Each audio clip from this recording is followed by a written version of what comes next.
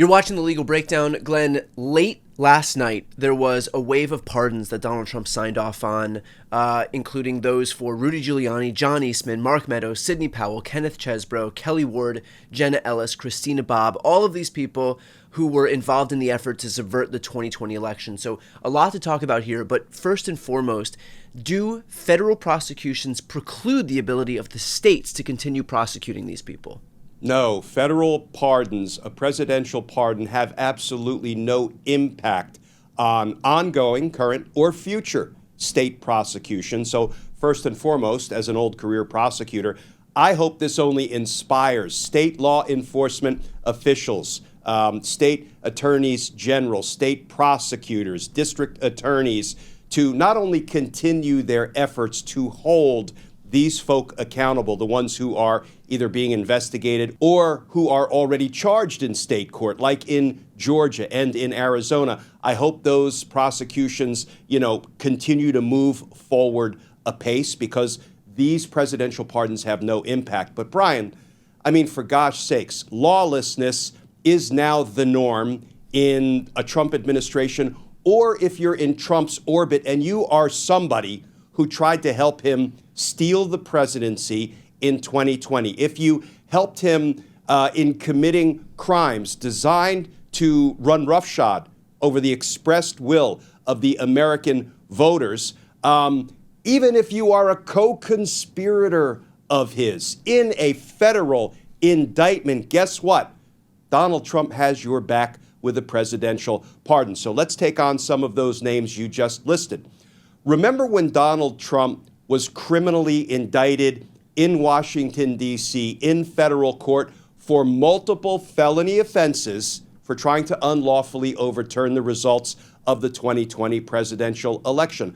I sure remember it, because I was sitting in court the very day Donald Trump appeared on that indictment and was arraigned on the charges. Of course, it went away, courtesy of both the Supreme Court bestowing upon him absolute immunity and him winning re-election and essentially killing all cases and investigations into him. That's corruption and abuse of power writ large. But in that federal felony indictment against Donald Trump, there were 6 co-conspirators. Now, they were unnamed and unindicted, but let me first say, when you see an unindicted co-conspirator in a federal indictment, you are very likely to see a subsequent federal indictment against those co-conspirators. Of course, Jack Smith's case couldn't progress to that point, courtesy of Donald Trump killing those cases. But there was wide reporting about who the 6 unindicted co-conspirators are who helped Donald Trump try to overturn the results of the presidential election. Rudy Giuliani, Sidney Powell, John Eastman, Jeffrey Clark, Kenneth Chesebro, and there was informed speculation across multiple media platforms that Boris Epshteyn was the 6th unindicted co-conspirator. And those are 6 co-conspirators that Donald Trump just pardoned. For gosh sakes, Brian, even Bill Barr, back when he was Attorney General, testified before Congress that a president can't possibly grant a pardon to a partner in crime, a co-conspirator, somebody who could provide incriminating information against the president, because that would clearly be improper, unlawful. Well, maybe this will even cause Bill Barr to raise an eyebrow. But, apparently when you're Donald Trump and you're looking to do favors for folks who helped you try to unlawfully retain the power of the presidency, you got a pardon coming your way. And he started with what I've always called the boots of the insurrection, the people who attacked the Capitol on January 6th, but now he has pardoned the suits of the insurrection, among them the lawyers. So I want to talk about that. What are the consequences of Trump basically broadcasting to folks that, okay, you've got the insurrectionists, you've got the attorneys who made this thing possible, all of them got carte blanche, all of them were given a get-out-of-jail-free card. What is the practical consequence of that as we move forward into 26? Brian, this is a recruiting call. Donald Trump, in effect, just posted a job announcement calling all insurrectionists. You know, if you're looking for a job where you can commit crimes to try to help your favorite president retain the power of the presidency, or if the elections happen to be midterm elections, you can commit crimes to help Republicans win re-election, even if it means, you know, acting contrary to the voters, the American voters. You can apply for this job. You can participate in Donald Trump's criminal scheme, his criminal conspiracy, and part of the benefits that come with this job is you will have a presidential pardon coming your way for all of the crimes that you may have committed as part of Donald Trump's criminal conspiracy. This is a recruiting call. This is what it is. And, you know, there are people who he pardoned in this latest batch of 77 pardons who pleaded guilty to being part of Donald Trump's criminal efforts to overturn the 2020 presidential election, like Jenna Ellis and Kenneth Chesebro. Those two Trump-affiliated lawyers pleaded guilty to state charges that they committed crimes to try to help Donald Trump, you know, unlawfully retain the power of the presidency.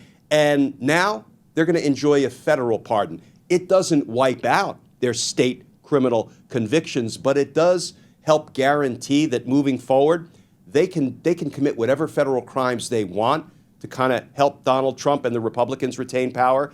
And they have already been pardoned for past crimes. And Brian, do we think there's a chance in hell that if they continue to assist Donald Trump as a co-conspirator, whether indicted or unindicted, they're not going to have another pardon coming for those crimes at the end of Trump's term? This is the federal government being run as a criminal organization.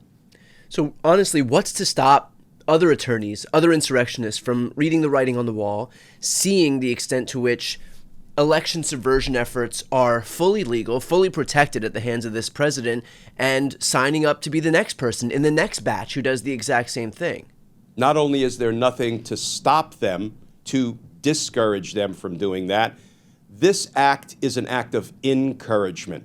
You know, it really is a recruiting call, calling all insurrectionists. You know, part of the job description for these, you know, insurrectionists are if push comes to shove, and I mean that literally, you may have to go to the Capitol and beat the hell out of police officers in order to stop the certification of a president.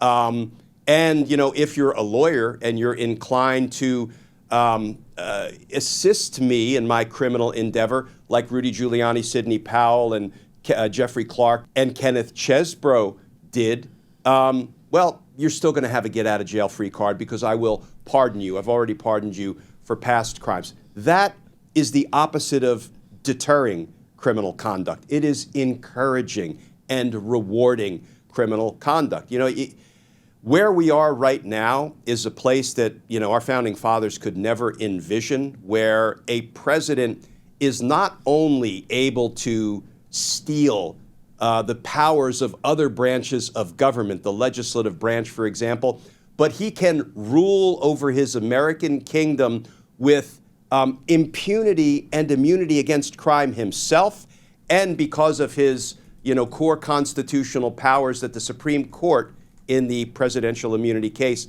announced are untouchable, he can now pardon all of his criminal co-conspirators who assist him in the endeavor to retain power and to perhaps assist other Republicans to come into power, members of Congress, without having won their elections. I mean, this is sort of the potential end of American democracy coming into full focus, given that there doesn't seem to be any one or any organization or any state that is, you know, willing and able to step up and fully resist and put a stop to Donald Trump's, you know, unchecked, rampant, runaway lawlessness.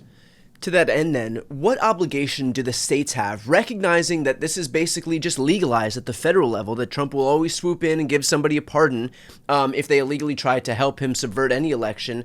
What obligation do the states have? What would you like to see governors, attorneys general do right now in light of the fact that Trump is giving a green light to these people to be recruited and to help him do whatever, carry out whatever plans he has to carry out?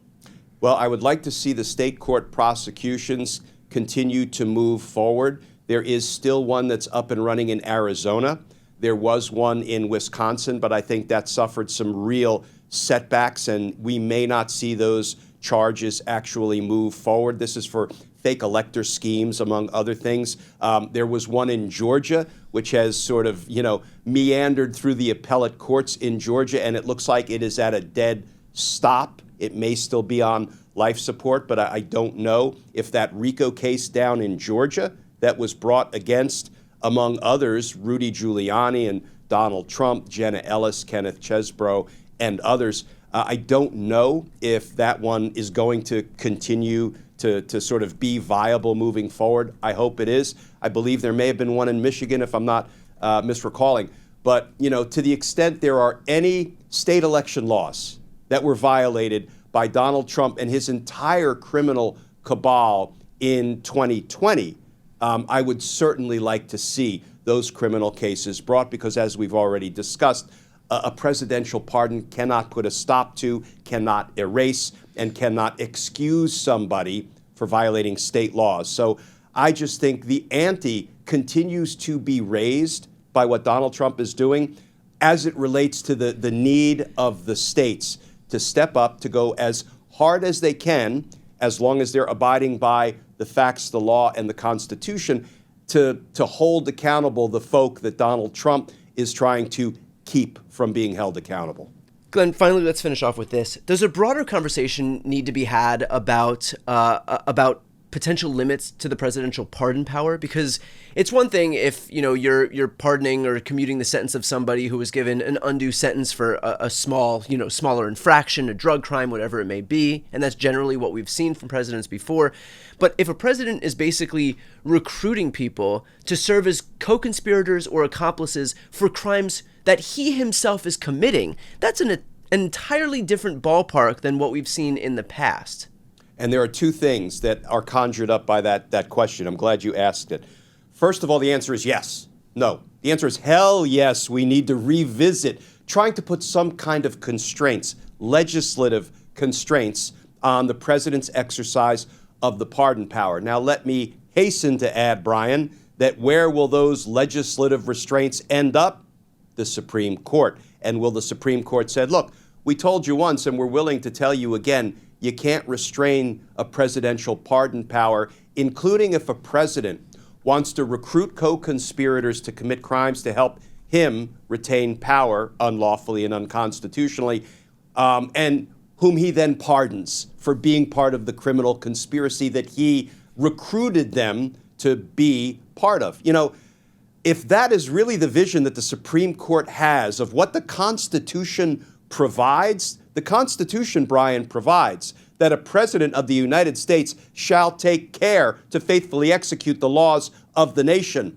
I think an unconstrained, runaway, corrupt pardon power that is beyond the reach of the legislative branch or the judiciary, the courts, and the prosecutors for that matter, is kind of the exact opposite of what the founders envisioned for our Constitution. So the answer is yes. Just because we think it would be an extraordinarily difficult uphill climb to legislate any kind of restraint over the pardon power, it needs to be done anyway. But here's the other thing that must be done by the incoming administration in 2028, which will be a Democratic administration if past is prologue, because Donald Trump, the voters just sent him a message loud and clear. You are out of control. We're sick of your shit. And look at what they just did in the off-year elections. And I expect we'll see more of that. I hope we'll see more of that in the midterms. Here's what must be done.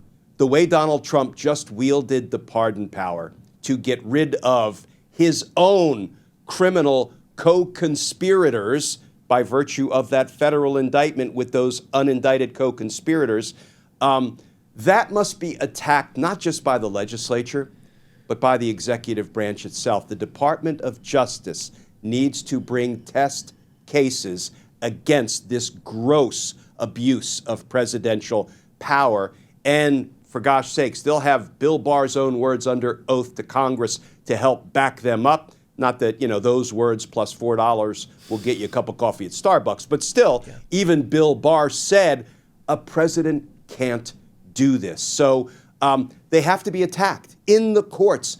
If we lose, we lose. But just as I told all of my federal homicide prosecutors when I was the chief of homicide at the D.C. U.S. Attorney's Office, there is no shame in bringing a righteous case and losing it. There is nothing but shame in refusing to bring a righteous case for fear of losing it. We have to attack in both the legislative branch and in the courts Donald Trump's gross abuse of the pardon power. Perfectly put. For those who are watching right now, if you'd like to stay on top of more legal news as it continues to break, including this instance right here, please make sure to subscribe. I'm going to put the links to both of our channels right here on the screen. It's completely free to subscribe. It's a great way to support our work and a great way to support independent media more broadly. I'm Brian Tyler Cohen. And I'm Glenn Kirshner. You're watching The Legal Breakdown.